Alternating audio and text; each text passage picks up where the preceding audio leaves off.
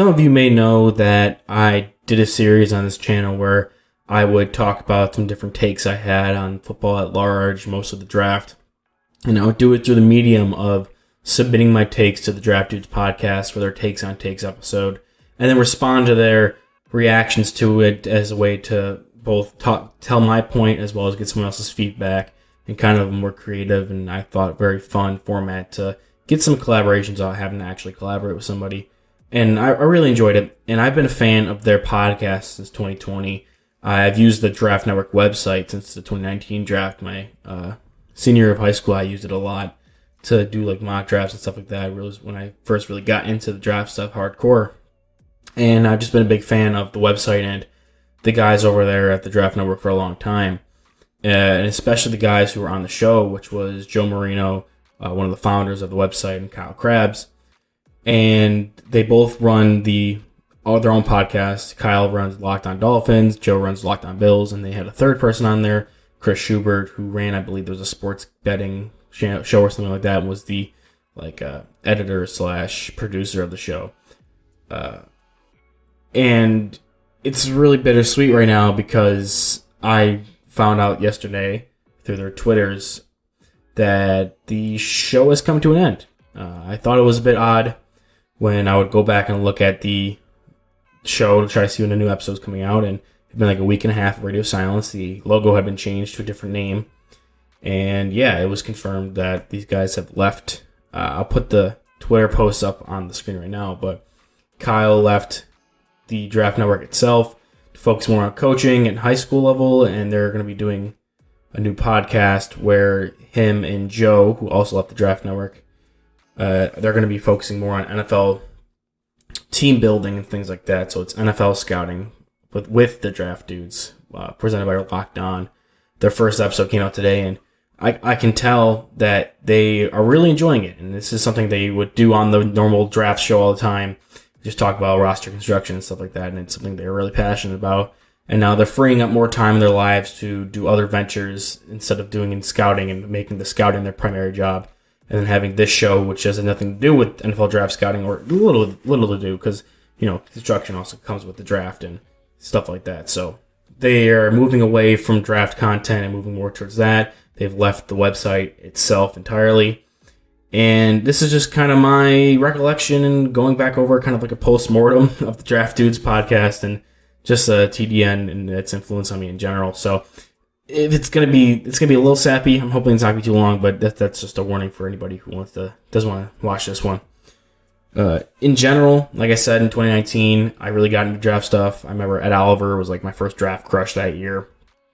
And that's when I found the TDN website. I would build a bunch of big boards, and it was a really important time because I was in my senior year of high school. My current fiance, back then was my girlfriend, was a freshman in college over 2 hours away. So when I would fill up my time using their website, reading their articles, using their mock draft machine and stuff like that to fill up the time and fill up my just boredom without having her that round and school being just kind of in the senior slump, like where you don't want to do anything. And yeah, I really got into draft, and it's all thanks to that website that really helped drive it. And then in 2020, during COVID, I really got into their podcast. I listened to it every day while I was at work. I had a lot more time to work with how lax or how restricted I could be going to school. I was now in college at that point. So I had online classes, but I still worked during the pandemic, and I would just listen to their podcast every day. And it's what really got me into wanting to do this channel, this podcast, because I thought, these guys are making good points. I like their opinions. I have opinions on similar things and or want to start having a show that's similar to them. Like the content they made is kind of content that I looked up to and wanted to replicate. And the way they looked at the game and the way they talked about it, I really wanted to emulate. So I really wanted to follow in the steps of what they were trying to do. I really loved the show. I loved the content they put out. I wasn't the biggest reader of their articles after the first year. I was really on their channel, on their website. I was more just, after I started looking at the podcast, strictly used that, and then the mock draft machine, big board builder. I didn't really go to their articles and stuff like that, which is kind of a shame, but I'm kind of glad I separated myself from that, because it'd be even harsher blowback now. I loved when they did some live stream stuff where you're able to go in there and talk to them, and really built like this community where they knew their audience. They knew like recurring members who submitted takes, who showed up in their live streams. They knew who those people were, and they knew them by name.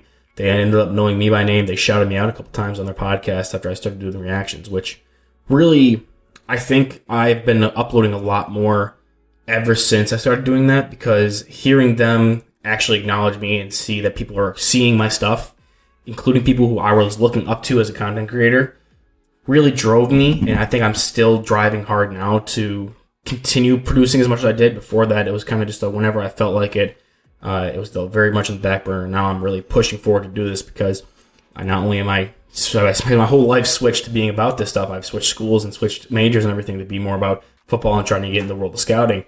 This is now an avenue I can to put out my opinions and really get better as a scout and get criticism. So it was crazy to hear them acknowledge that, and it really drove me to put this as an importance on my life to make content for this channel. And now I'm putting out content with like the XFL and stuff that's really getting me some good views, and the best views I've had. I'm experiencing like insane growth. I'm up by like 200% of my subscribers in the past month or so. And I can really only thank them for that, for shouting me out and giving me that drive with the whole takes on takes thing. So, like I said, the guys sound really happy on their new show. Kyle and Joe, I listened to their new episode earlier today. And I think what I'm going to miss the most is going to be them talking about the draft stuff, as well as Chris Schubert, who is still with the Draft Network. He's not going to be on their show anymore. Kind of miss that third person dynamic. I'm not sure what their formats and stuff are going to be now. I'm not sure if Takes on Takes is going to exist anymore. The Two Truths and a Lie game they'd play in the same episodes, that was always a highlight of the week. I think that Friday show in general was a highlight. And if you don't know the show, then you probably don't know what the hell I'm talking about. I think their backlog is still on the new show, so you can go back and check some of those out if you want. But it was basically what I would respond to. And it was something I look forward to. It was like a highlight of my week. Every week was to see if they would read my take, if I can get usable content out of it, secondly. And then thirdly was just the overall entertainment value. And yeah, it's bittersweet, because like I've gone through this before. I got into the Matt Miller podcast when he was at Bleacher Report. I think it's Stick to Football podcast. In its last like dying months, like Matt Miller was getting ready to leave Bleacher Report, and I was watching it prior to 2018 draft, and then like a few months after 2018 draft is when they killed it. And then I got into this one 3 years after I got into it. Now it's kind of dead. They've rebranded it and stuff, so it's very much different. I basically fell off Matt Miller's podcast. I know he went and started another one, but it wasn't what I was looking for from him. And this one isn't going to be very draft related. I now have no draft related podcast. I haven't really kept up with like the Daniel Jeremiah one, and there's no really dedicated one that I've been really into. So maybe I'll take up that banner. Who knows? I have to maybe expand my horizons, but yeah, I'm gonna give the new podcast format they're doing a shot, but it just kind of sucks. I'm a little heartbroken, but it's whatever. I'm glad they're doing okay. Maybe they'll see this. If they do, thank you guys for helping inspire me to be the guy I am now when it comes to content creation and watching football and going over prospect film, and really helping me hammer out my process, because it's a lot of what you guys were doing, a lot of what I was modeling myself after when it came to like grading styles and how to talk about it, how to structure shows, things like that. So a lot of things I'm doing now is because of what the draft dudes were doing, and I can't be more thankful for that. And hopefully, I can maybe get you guys on here eventually if I grow big enough, and I hope to still stay with you guys on the show, and hopefully Chris can come on sometime soon. So sorry, this is kind of a bummer. This is definitely my favorite podcast I've ever had, and it's unfortunate that the iteration I fell in love with has gone up to an end, but totally understandable.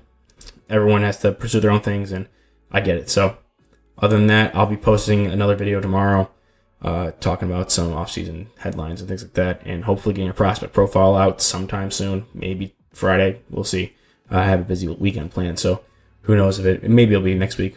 Just keep an eye out for that. But in general, I'm done for today, and I'll catch you guys in the next one.